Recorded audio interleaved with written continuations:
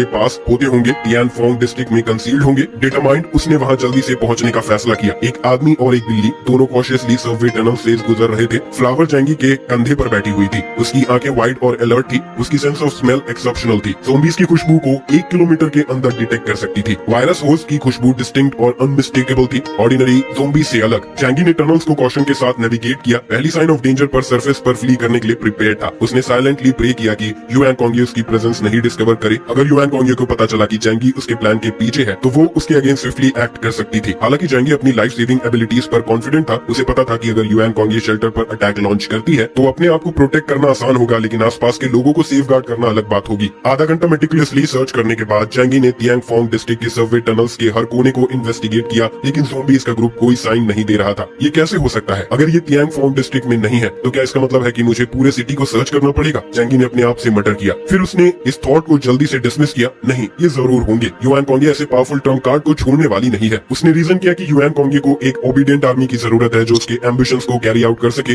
जो शायद हेवनली सी सिटी से बाहर एक्सटेंड होती है। हालांकि ये ऑपरेशन एक्सपेक्टेड रिजल्ट्स नहीं दे रहा था। जैंगी इस आउटकम के लिए भी प्रिपेयर्ड था। ये सेंस बनाता है। उसने सोचा, एक बैटल अभी रिसेंटली स्नो वर्शिप सेक्ट के पास हुई है। अगर कॉप्सेस यहाँ छुपाए गए होते तो शायद उन्हें डिस्कवर कर लिया गया होता। कुछ भी नहीं मिलने के बाद जैंगी ने रिजॉल्व किया कि वो हेवनली सी सिटी के सभी टनल्स को सर्च करेगा। डिटर्मिनेशन उसकी आंखों में चमक रही थी। उसने सोचा, कभी कभी परसिस्टेंस में वैल्यू होती है, चाहे इसका मतलब सबसे पेन्स टेकिंग मेथड्स को रिसोर्ट करना हो, पोटेंशियल क्राइसिस को प्रिवेंट करने और अपने डियर वंस की लाइफ्स को सेव करने के लिए। जैंगी को पता था कि उसे सबसे चैलेंजिंग टास्क टैकल करने होंगे। उसने अपने फोन के मैप पर तियांगफोंग डिस्ट्रिक्ट के सर्च प्लेसेस को मार्क कर दिए, लेकिन अब भी हेवनली सी सिटी में डजन से ज्यादा एरियाज बचे थे जो उसने एक्सप्लोर नहीं किए थे। एक एक करके हम जरूर ढूंढ लेंगे, जैंगी ने मटर किया। इस बीच जैंगी अपनी सर्च कंटिन्यू कर रहा था। सिटी के हर अंडरग्राउंड रेलवे लाइन में वो नॉर्थ ईस्टर्न एज पर सबसे रिमोट और डिसआइसोलेट एरिया तक पहुंचा। यहाँ फ्लावर ने डिफरेंट रिएक्ट किया। उसके बाल खड़े हो गए और उसने अपने गेज को डार्क टनल पर फिक्स की। एक लंबी और लो वार्निंग ग्रॉल छोड़ी। फ्लावर ने पहले भी ज़ॉम्बी से एनकाउंटर किया था और उनके शांत एटमॉस्फेयर से फेमिलियर थी। उसके करंट रिएक्शन सिर्फ एक चीज का मतलब हो सकती है, आगे बहुत सारे ज़ॉम्बीज थे।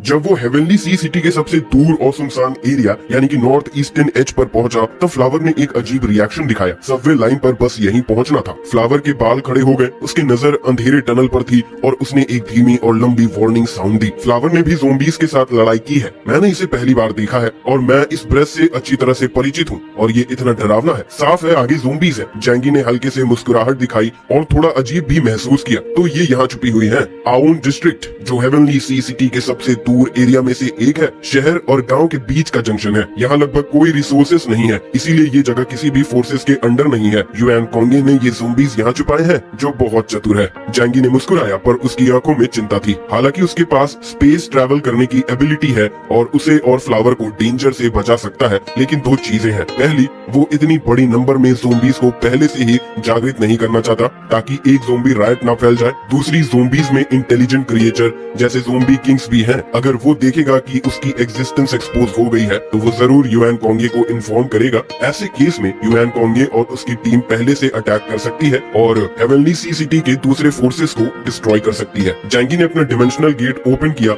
और वहाँ से एक बड़ा ग्रे रैट निकाला। इसका साइज फ्लावर के बराबर है और इसकी आंखों में एक अजीब सी लाल रोशनी चमक रही है, लेकिन ये रियल जायंट रैट नहीं है। ये एक मैकेनिकल रैट है जो जैंगी ने लू कैरन से बनवाया था ताकि ये डिस्कवर ना हो। जैंगी ने इसके बॉडी पर कई बार जायंट रैट के फ्लैश और ब्लड को लगाया ताकि इसकी स्मेल में कोई प्रॉब्लम ना हो। जैंगी ने इसे टनल के गहरे हिस्से में रखा और फ्लावर के साथ सर्टेन डिस्टेंस पर जल्दी से रिट्रीट हो गया। फिर जैंगी ने सैटेलाइट फोन निकाला और उसे कंट्रोल किया कि वो सेट प्रोग्राम के जरिए सबवे के आगे के गहरे हिस्से में चला जाए। ये जायंट रैट लू कैरन के द्वारा बनाया गया था और ये बहुत जिंदा लगता था। अगर ध्यान से नहीं देखा जाए तो ये मैकेनिकल रैट नहीं लगता था। ये रैट्स की आवाज भी इमिटेट कर सकता था और सिंपल कम्युनिकेशन भी कर सकता था। मैकेनिकल रैट ने जल्दी से अंडरग्राउंड टनल के थ्रू ट्रैवल किया। आउन डिस्ट्रिक्ट में सबवे लाइन बहुत बड़ी है, इसीलिए इसकी इन्वेस्टिगेशन में थोड़ा वक्त लगेगा। जैंगी जल्दी में नहीं था, वो बहुत पेशेंट था इस काम को करने में। सबवे के अंदर जो कुछ भी हो रहा था वो सैटेलाइट फोन पर मैकेनिकल माउस के पर्सपेक्टिव में ट्रांसफर हो रहा था। जैंगी और फ्लावर ने और 2 घंटे इंतजार किया और आखिरकार सबवे टनल के डीपेस्ट पार्ट में उन्हें वही पिक्चर मिल गई जो वो देखना चाहते थे। वहाँ सच में एक बहुत ही डरावनी संख्या में ज़ोंबीज सो रहे थे जो लेयर्ड और कई रेलवे टनल्स को ब्लॉक कर रहे थे। जैंगी की प्रिलिमिनरी एस्टिमेट भी 3 लाख या उससे ज्यादा है। हाँ,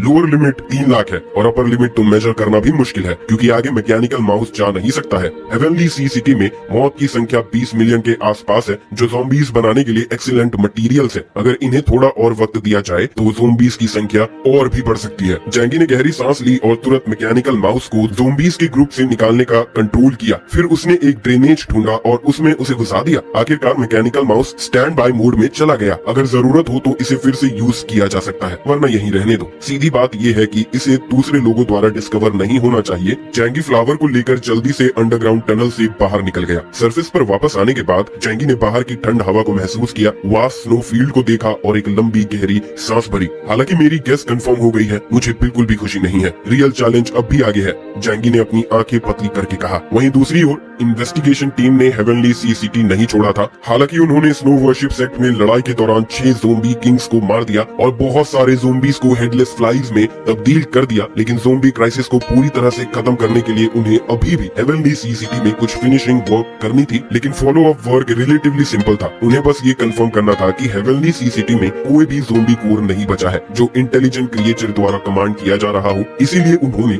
मेजर फोर्सेस के आसपास के सबवेज को एक्सप्लोर करना शुरू किया जहाँ ज़ोंबीज के इकट्ठा होने की संभावना हो सकती थी। लेकिन 10 दिन से ज्यादा भी बीत जाने के बाद उन्होंने हेवनली सी सिटी में कोई ज़ोंबी किंग्स के निशान नहीं पाए। इसीलिए इन्वेस्टिगेशन टीम के मेंबर्स ने ये मान लिया कि ज़ोंबी क्राइसिस खत्म हो गया है। ब्लैक स्नोमोबाइल पर वूडी सीट के अगेंस्ट लीन होते हुए लेजिली कहता है, क्या हम वापस चल सकते हैं? अब हेवनली सी सिटी में कोई ज़ोंबीज नहीं है, बस कुछ स्कैटर्ड और ब्रेनलेस ज़ोंबीज बचे हैं। बाकी प्रॉब्लम्स लोकल लोग सॉल्व कर लेंगे। हम ब्लिज़र्ड सिटी वापस जाकर रेस्ट कर सकते हैं। सब वूडी के स्टेटमेंट से एग्री करते हुए मुस्कुराए, लेकिन डिप्टी कैप्टन बैली चैंकिंग ने बियान जिंगू को एक नजर देखा। वहाँ जाने का डिसीजन अभी भी बॉस पर डिपेंड करता है। बॉस, क्या कोई फिनिशिंग वर्क बचा है? बियान जिंगू ने अपनी फ्रॉग क्लासेस को पुश करते हुए कहा। ऐसा लगता है कि अभी कोई बड़ी प्रॉब्लम नहीं है, उसने जवाब दिया, लेकिन उसके दिल में एक अनईज था और इसी फीलिंग की वजह से वो जल्दी से वापस नहीं जाना चाहता था। इस फीलिंग का सोर्स पहली बात तो बियान जिंगू का अपना अनुभव था और दूसरी बात चैंगी ने जो कहा था। हेवनली सी सिटी में मिशन बहुत ही स्मूथली कंप्लीट हुआ। हालांकि कई लोग मर गए, लेकिन इन्वेस्टिगेशन टीम के मेंबर्स ठीक ठाक रहे और बैटल प्रोसेस भी सेफ और साउंड रहा। ऐसे ही एक ही बैटल में 6 कॉप्सेस किंग को मार दिया गया जो इतना स्मूथ था कि लगता था जैसे ये एक स्क्रिप्ट हो जो अरेंज की गई हो। बियान जिंगू ने कई ट्रबलसम इंसिडेंट्स हैंडल किए हैं और वो नेचुरल क्राइसिस और मैन मेड क्राइसिस के लिए बहुत सेंसिटिव है। इसीलिए ये मिशन इतना स्मूथ होने की वजह से उसे शक हो रहा था। लेकिन जब उन्होंने हेवनली सी सिटी में स्टे किया, उन्होंने कोई भी सस्पिशियस पॉइंट्स नहीं पाए। वो हेवनली सी सिटी में हमेशा के लिए नहीं रुक सकते थे। उनकी रिपोर्ट मिलने के बाद सुपीरियर्स ने उन्हें जल्दी वापस आने के लिए कहा। ब्लिज़र्ड सिटी के सीनियर मैनेजमेंट को युआन कोंगे और उसकी पिंगपो में बहुत इंटरेस्ट था। बियान जिंगू ने टीम मेंबर्स के रिलैक्स स्माइल्स को देखा और सोचा, पहले वापस चलना चाहिए और कमांडर को रिपोर्ट करना चाहिए। अगर बाद में कोई चेंज होता है तो आप जैंगी और उसकी टीम से कांटेक्ट कर सकते हैं। इसीलिए बियान जिंगू ने धीरे से कहा, चलो पहले ब्लिज़र्ड सिटी वापस चले। इन्वेस्टिगेशन टीम ने चीयर किया। चियांगमिंग और कोंगशन ने खुशी से ताली बजाई। मिशन कंप्लीट करने के बाद उन्हें हेडक्वार्टर से रिवॉर्ड मिलेंगे और अच्छा रेस्ट मिलेगा। बैली चिंकिंग ने हंसकर कहा, ये अफसोस की बात है कि जैंगी और युआन कोंगे हमारे साथ वापस नहीं चल रहे हैं। मिंग सुयू, जो एक बायोलॉजिकल और मेडिकल एक्सपर्ट है, उसने मुस्कुराते हुए कहा, डिप्टी कैप्टन, क्या आप उनका इंतजार कर रहे थे? बैली चिंकिंग ने मुस्कुराते हुए कहा, असल में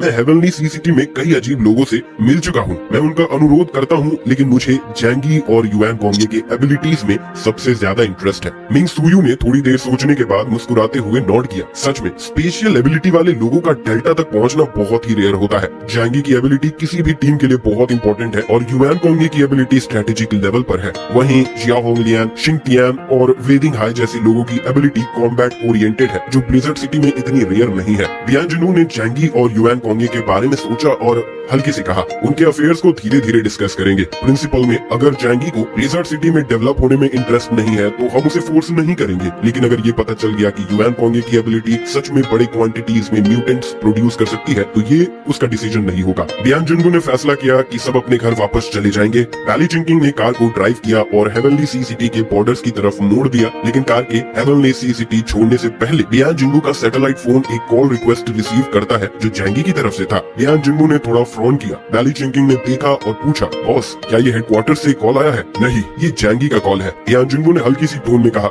वूडी ने जैंगी का नाम सुना और उसकी शक्ल में इम्पेशंस का एक्सप्रेशन आ गया। ये बंदा पहले ये मुझसे लड़ने से मना कर देता है और अब हमारे जाने से पहले कॉल कर रहा है। क्या ये ट्रबल ढूंढ रहा है? वूडी ने हमेशा जैंगी से नफरत की और उसने थोड़ी हॉस्टिलिटी भी दिखाई। जैंगी को ये बात पता थी, लेकिन वो हमेशा पजल्ड रहता था क्योंकि उसने कभी भी वूडी को ऑफेंड नहीं किया था। बियान जुनवू ने वूडी के शब्दों का जवाब नहीं दिया, लेकिन सैटेलाइट फोन के कुछ रिंग्स के बाद उसने कनेक्शन बटन प्रेस किया। हेलो, मैं बियान जुनवू हूँ, उसने ठंडी बर्फ जैसी आवाज में कहा। फोन के दूसरे एंड से जैंगी की वॉइस सुनाई दी। कैप्टन बियान, मैं जैंगी हूँ। क्या मैं पूछ सकता हूँ कि क्या आपने हेवनली सी सिटी छोड़ दी है? बियान जुनवू ने कार की डायरेक्शन देखी जो हेवनली सी सिटी के बॉर्डर से 10 किलोमीटर से भी कम दूरी में थी और हल्के से कहा, लगभग। जैंगी का दिल थोड़ा टाइट हुआ, लेकिन उसने रिलेटिवली काम रहते हुए कहा, अच्छा, एक बात है जो मुझे लगता है आपको छोड़ने से पहले बतानी चाहिए। क्या बात है? बियान जुनवू ने पूछा। जैंगी ने कहा, मैंने एक और ग्रुप ऑफ ज़ोंबीज को देखा है। बियान जुनवू के ठंडे चेहरे पर एक टच ऑफ इमोशन आया। जैंगी ने कंटिन्यू किया, और इस बार स्केल पहले से भी बड़ा और ज्यादा फेरोशियस है।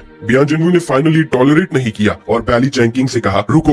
बैली चैंकिंग ने तुरंत ब्रेक्स लगाए। इन्वेस्टिगेशन टीम के लोगों के अलग अलग एक्सप्रेशन थे और वो बियान जुनवू को देख रहे थे, सोच रहे थे कि जैंगी ने क्या कहा। बियान जुनवू का चेहरा ठंडा और बहुत सीरियस था। ये सब तुम्हें कहाँ मिला? उनकी संख्या कितनी है? जैंगी ने जवाब दिया, आउन डिस्ट्रिक्ट के सबवे टनल के डीपेस्ट पार्ट में उनकी संख्या कम से कम 3 लाख या उससे ज्यादा है। बियान जुनवू ने गहरी सांस ली और फोर्सफुली एक्सहेल की। उसका मन थोड़ा कॉम्प्लिकेटेड हो गया। अगर जैंगी का कहना सच है तो इसका मतलब है कि उसके पहले के डाउट सच हो गए हैं। हेवनली सी सिटी में ज़ोंबी क्राइसिस इतनी आसानी से खत्म नहीं होने वाला और जो शांति लग रही थी वो एक इल्यूजन थी। इसका मकसद क्या था? क्या ये था कि उन्हें धोखा देकर हेवनली सी सिटी छोड़ने पर मजबूर करना? बियान जुनवू को बहुत गुस्सा आया। उन्हें एक्चुअली फूल्स की तरह धोखा दिया गया था, लेकिन इस बात ने उसे थोड़ा चिंता में भी डाला। जो लोग ऐसी स्ट्रेटेजी सेट कर सकते हैं और एक बड़े नंबर ऑफ ज़ोंबीज को कंट्रोल कर सकते हैं, वो डेफिनेटली सिर्फ ज़ोंबी किंग्स नहीं हो सकते। जो व्हाइट हेयर मंकीज उन्होंने मार दिए थे वो रियल ज़ोंबी किंग्स नहीं थे। इनके पीछे हायर लेवल के इंस्ट्रक्शंस थे। बियान जुनवू ने अपनी थाई को एक हाथ से पकड़ते हुए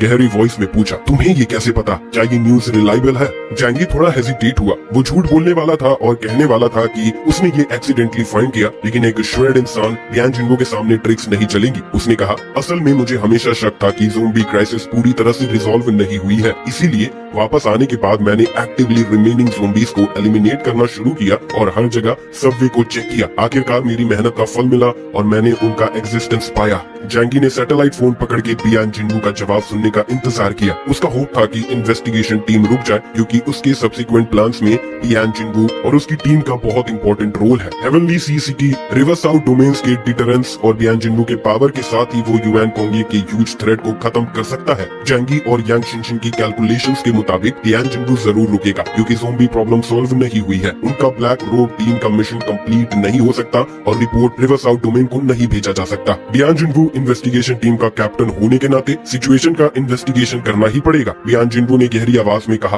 तुम अभी कहाँ हो? जैंगी ने जवाब दिया, मैं घर पर हूँ। ठीक है, मैं तुम्हारे पास आता हूँ, बियान जुनवू ने कहा और कॉल एंड कर दिया। उसने अपने हेड को टर्न किया और बैली चिंकिंग से कहा, वापस घुमाओ, हम जैंगी के शेल्टर की तरफ जाने वाले हैं। ठीक है बॉस, बैली चिंकिंग ने ग्रीन करते हुए कहा और सीधा जैंगी के शेल्टर की तरफ टर्न कर गया। स्नोमोबाइल ने स्नो फील्ड पर एक बड़ा सर्कल बनाया और यूलू डिस्ट्रिक्ट की तरफ ड्राइव करने लगा। इन्वेस्टिगेशन टीम के दूसरे मेंबर्स ने एक दूसरे को देखा। उनकी आंखों में पजल्ड एक्सप्रेशन थे और थोड़ा अनहैप्पी भी लग रहे थे। बॉस, आप जैंगी के घर क्यों जा रहे हैं? बियान जुनवू ने अपने फ्रॉग ग्लासेस को पुश किया और हल्के से कहा, ज़ोंबीज को शायद अभी तक डील नहीं किया गया है। हम सब ऐसे कैसे छोड़ सकते हैं? जैसे ही उसने ये कहा, उसने अचानक से अपना मुंह ढका और जोर से खांसी की। ये वायलेंट मूवमेंट इतनी इंटेंस थी कि लग रहा था जैसे उसके लंग्स भी निकल जाएंगे। वूडी का चेहरा नर्वसनेस से भर गया और उसने जल्दी से मियांग सुयू को बुलाया। बॉस को देखिए। मिंग सुयू ने तुरंत अपने मेडिकल बॉक्स को खोला, 2 पिल्स निकाली और बियान जुनवू को दी। बियान जुनवू ने लंबी खांसी के बाद अपना हाथ स्ट्रेच किया। उसके पाम ब्राइट रेड ब्लड से भर गए थे। सबके एक्सप्रेशन सीरियस हो गए। बियान जुनवू ने चुपचाप अपना हाथ नीचे रखा और मिंग सुयू से पिल्स लेकर उसे स्वॉलो किया। ये मेडिसिन उसकी कंडीशन पर कोई असर नहीं डालेगी, लेकिन कम से कम दर्द को कम कर देगी। बियान जुनवू ने अपने मुंह और पाम से ब्लड वाइप किया और टिश्यू से साफ किया। उसने कैजुअल टोन में कहा, इस एक्सप्रेशन को दिखाने की जरूरत नहीं है। मैं कभी भी इस एबिलिटी को पाने पर रिग्रेट नहीं करता। इस वजह से हम बार बार लाइफ और डेथ क्राइसिस से बचे हैं। हर चीज के 2 पहलू होते हैं। अपने अपीयरेंस के लिए प्राइस चुकाना पड़ता है। जो भी गिफ्ट्स गॉड ने इंसानों को दिए हैं वो ऑलरेडी एक सीक्रेट प्राइस के साथ मार्क किए गए हैं। एंड टाइम्स में ऐसा चीजों का आदत डालना पड़ता है। ऐसे उदास मत हो क्योंकि सैड इमोशंस तुम्हारी रैशनैलिटी को इफेक्ट करते हैं। एब्सोल्यूट रैशनैलिटी को मेंटेन करना तुम्हारे लिए बहुत इंपॉर्टेंट है। दूसरी तरफ जैंगी ने फोन कट कर दिया और बियान जिन्नू का इंतजार किया कि वो उसके घर आएगा। उसने जो बातें उस समय बोली थी उसके लिए पहले से ही प्लान कर रखा था। रिवर्स आउट डोमेन को इस मैटर में घसीटना जरूरी था ताकि वो इस प्रॉब्लम से निकल ना सके। कुछ घंटों बाद इन्वेस्टिगेशन टीम की कार शेल्टर के सामने आई। जैंगी ने पहले से जो की और यांगमी को खाना तैयार करने के लिए कह दिया था।